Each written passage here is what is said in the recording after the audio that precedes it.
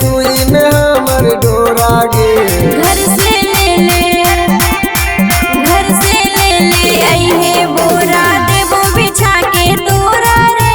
घर से ले ले अइहे बोरा देबो बिछा के तोरा रे।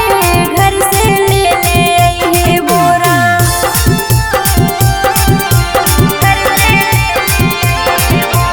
माँ प्रतिमा रिकॉर्डिंग स्टूडियो शेखपुरा।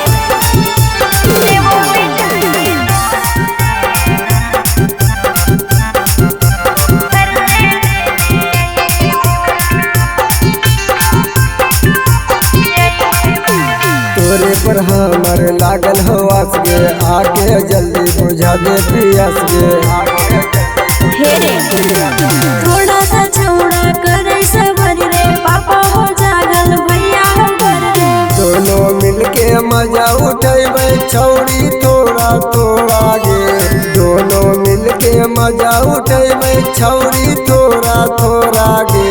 घर से ले ले, घर से ले ले अइहे बोरा देबो बिछा के तोरा रे। घर से ले ले अइहे बोरा देबो बिछा के तोरा रे। घर से ले ले अइहे बोरा।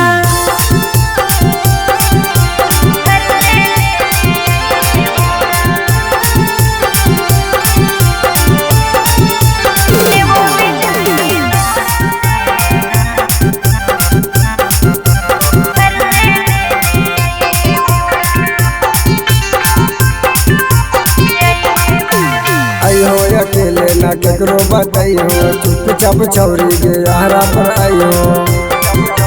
हेरे अरे होते अंधरिया छौड़ा रे अइबो, भुकुर भुकुर लाइट तोरा देखइबो। आ नीला छैला के एक नंबर हो जोड़ा गे।